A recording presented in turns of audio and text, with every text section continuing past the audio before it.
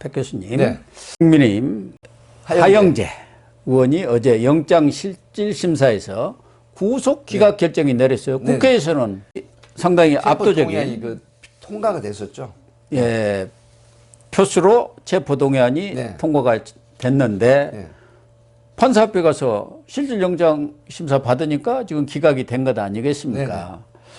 왜 지금 기각을 시켰습니까? 지금 이제 하영재 의원이 좀 소개를 드리면 경남 사천 남해 하동이 지역구입니다. 예, 그렇습니다. 뭐 이분이 54년생이고 연세도 좀 있는 분인데 사실은 그 작년에 6월 1일 도의원 후보 때 그 7천만 원을 수수한 혐의가 있고 또 하나는 자치단체장이나 보좌관의 선거를 이제 돕는다는 명분으로 5,700만 원을 뭐 이제 받은 거예요. 뭐 정치자금법이라든가 이런 게 있는데 결국은 이런 부분들 줄곧 부인해 왔거든요.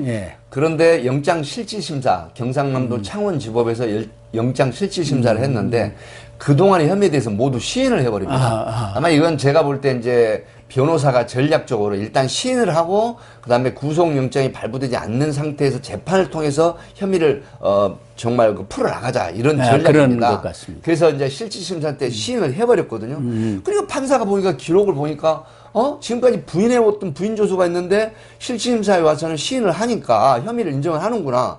그리고 검찰에서 증거라든가 이런 게 모두 확보되고 수집이 돼 있기 때문에 그렇다고 하면 현직 국회의원으로서 도주나 증거인멸에 우려가 없다. 그래서 판사가 영장을 기각해버리는 그런 상태이죠. 그럼에도 불구하고 체포 동의안이 국회에서 가결됐는데 구속영장이 기각된 것은 매우 이례적인 거죠. 그동안에는 대부분 국회에서 이렇게 가결이 되면은 체포 동의안이 가결이 되면 영장이 발부되는 경우가 많았죠. 대부분이었죠. 그 얼마 전에 이상직 의원이라든가 뭐 이런 여러 가지 형태가 있었는데 이제 물론 그 기각이 된 사례도 있긴 있습니다.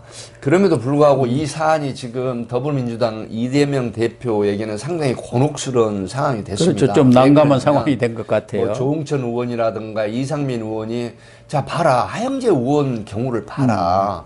본인이 불체포 특권 내려놓고 예를 들어서 지금 하영재 의원은 물론 그 가결이 됐지만 미리 선제적으로 불체포 특권 내려놓고 그다음에 판사 앞에 가서 그렇게 그 혐의에 대해서 인정을 하지 않는다라고 하면 차라리 판사한테 가서 한번 받아봐라 심사를 이렇게 돼서 만약에 영장이 이제 그 구속이 되지 않았을 때 민주당은 훨씬 좋지 않았느냐 이런 얘기를 하거든요.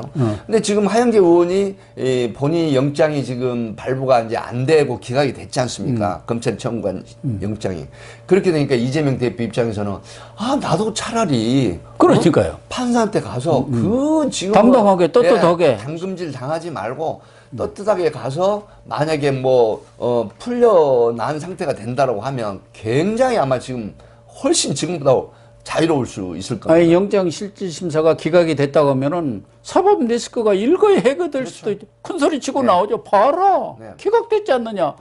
그런데 지금 체포 동의안 이게 오는 거 이것을 지금 불체포 특권이라는 특권 뒤에 숨어가지고 방탄을 지금 하고 있는 거 아닙니까? 방탄 갑옷을 뭐 한두 겹 입은 게 아니고 너댓 겹 입어가지고 겨우 지키고 있단. 그러니까 민주당 내 조홍천 의원 등 말씀하신 대로 여러 의원들이라든가 비명계에서는 이재명 대표도 판사 앞에 가서 떳떳하게 소명하고 뭐 증거도 지금 제대로 나온 게 없지 않느냐. 전원 증거, 전문 증거 외에는 없는데 얼마든지 받아보면은 충분히 영장이 기각될 가능성도 있는데 그렇게 방탄만 하고 있느냐 이런 얘기가 나올 수밖에 없는 거 아니겠습니까? 그러니까 이제 저도 그런 생각을 해봅니다. 뭐 수사를 해봤던 사람으로서 그 이재명 대표께서 정말 그 검찰이 기소한 혐의에 대해서 지금 적시한 혐의에 대해서 자신이 있다라고 하면 본인이 불체포 특권 내려놓겠다라고 주장을 했지 않습니까? 그렇다고 하면 당당히 판사 앞에 가서 차라리 실질심사를 받아버리는 게 구속전 피의자 신문이라고 하죠. 훨씬 편했을 것이고 도움이 됐을 텐데 제가 볼 때는 아마 여러 가지 생각 중에 이런 생각을 했던 것 같아요. 검사가 이제 영장 청구를 하면 지금 현 정부의 이제 그 실세라든가 이런 입김이 판사한테 작용을 해서 영장이 발부돼 버리는 게 아닌가 이런 우려를 했을 가능성이 있거든요. 그러나 그럼에도 불구하고 말씀하신 것처럼 당당하게 판사 앞에 가서 심사를 받았더라면 제가 볼 때는 영장 발부를 판사가 쉽게 안 합니다. 그리고 지금 사법부가 김명수 사법부입니다. 문재인 정권 때 임명했던 대법원장 자체가. 그러니까 유인태 전 국회 사무총장 정무수석 하신 분이 이재명 대표 그러한 체포동의안 부결 이 부분을 보고 대표가 특권 뒤에 숨어서 있는 거 보니까 너무 꾀째째하다. 너무 거저먹으려 한다. 아니 또 감옥 가면 어떠냐. 그렇게까지 얘기하고 있지 않습니까? 정치인은 또 감옥도 가면서 네. 더 뭐 성숙한 그런 부분도 되는 경우가 많죠. 이번에 대장동이라든가 성남FC 이 관련해서는 지금 부결은 됐어요. 그것도 과반이 안 돼서 그렇지 찬성이 반대보다 한 표가 더 많았지 않습니까? 138, 139 그랬죠. 예.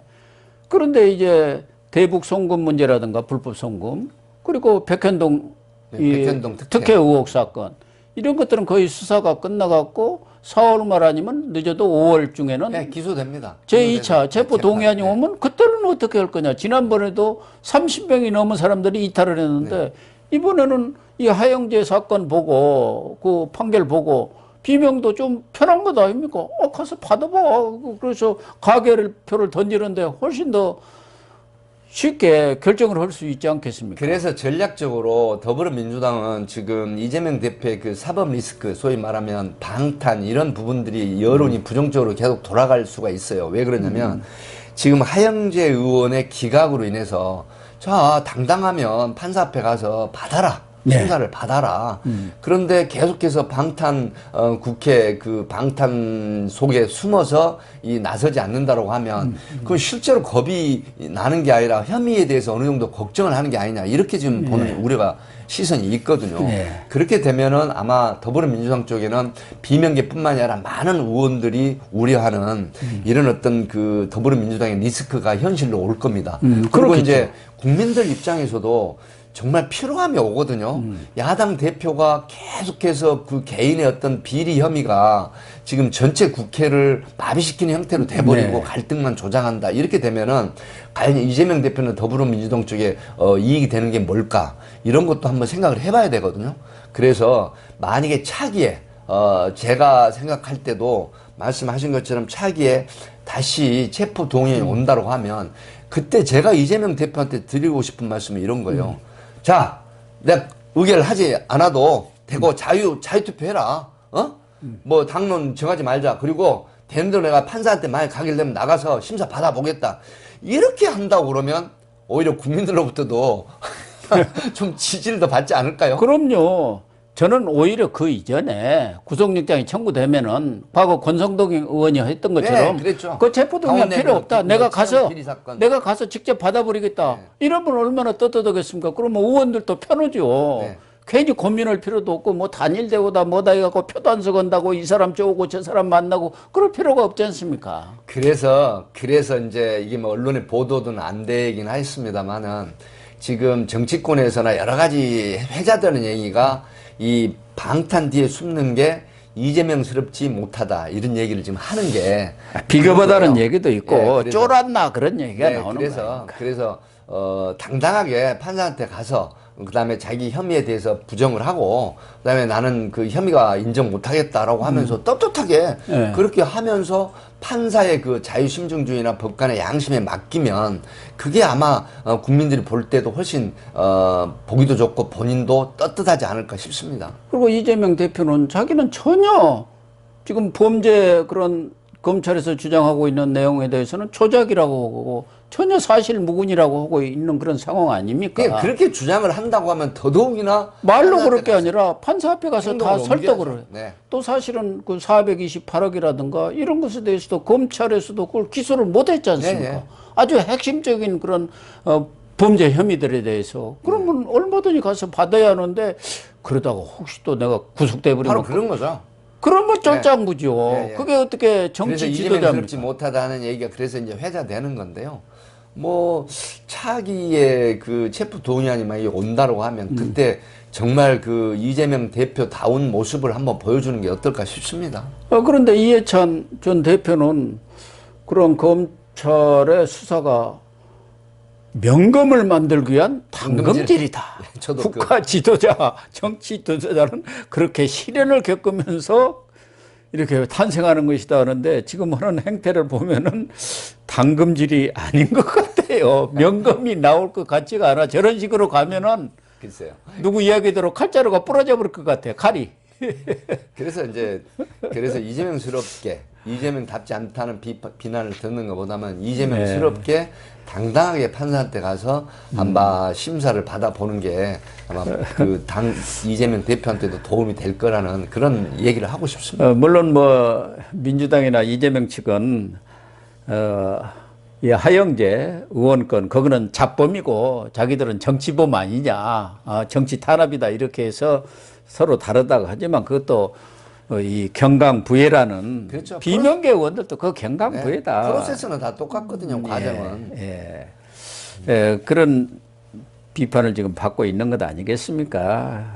사실은 뭐 하영재 의원 때문에 이재명 대표가 아주 난감하고 어떻게 보면 울상을 지을 그런 상황이 됐습니다만은 우리 백 교수님 말씀하신 대로 정말 이제 체포 동의안이 다시 올 그런 상황이 되면은 미리 가서 아예 그냥 그 체포 동의안 필요 없이 판사 앞에 가든가 아니면 또 체포 동의안이 오면은 의원들이 알아서 자율적으로 판단해 주십시오. 그럼 그 총의에 따르겠습니다. 그렇죠. 이렇게 떳떳하게 나가야 이재명이 사는 거고 민주당도 사는 거예요. 정치 또 지도자의 모습 아니겠습니까? 그렇게 해 주시기를 촉구를 합니다. 그렇게 되면은 사실은 윤석열 정부나 국민의힘은 좀 어렵습니다. 그렇죠. 지금 이재명이처럼 계속 가야 총선 때까지 가야 욕먹고 코너로 그래도 몰리는데 너무 또 제대로 말씀하시는 거 아닙니까?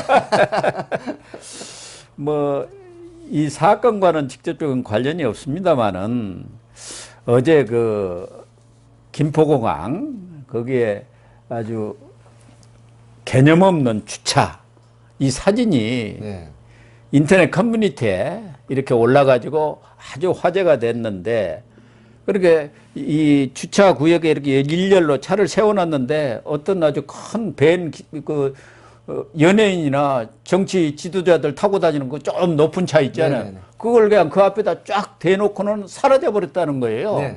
그 운전기사도 안 보이고 아무도 없이 그 또 연락처도 없이.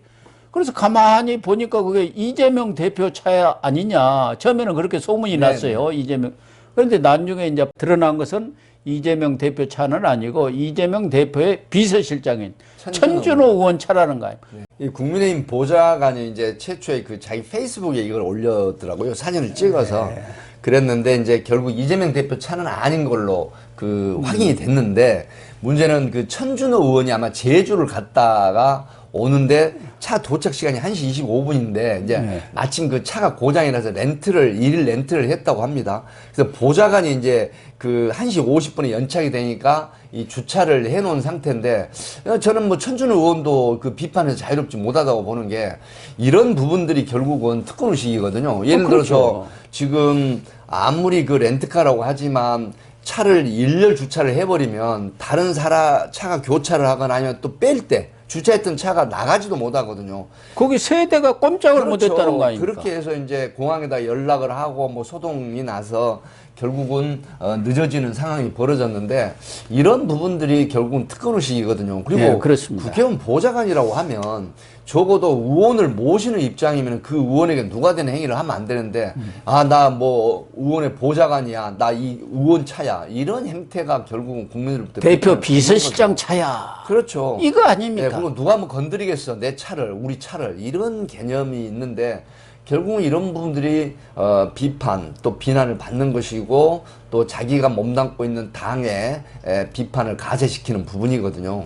그리고 결국은 방금 말씀하신 것처럼 천준호 의원뿐만이 아니라 이재명 대표까지 욕을 먹죠. 거거든요. 아마 뭐 4.3 제주 그 행사에 이제 천준호 의원이 갔던 모양인데 그렇습니다.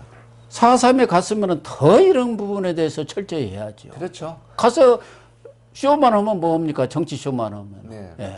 진정성이라는 게 있어야 되고 이런 사소한 것들이 결국은 정말 그 비판에 직면하는 요인이 되는 거죠. 예. 뭐 영국의 총리라든가 미국의 뭐 그 뭐 5선, 6선도 교통 경찰에게 딱지를 떼이는 형태 이런 게 진짜 진정한 그 권리죠. 진정한 권리. 아니, 항의에다가 상원원도 팔목 비틀어 갖고 예.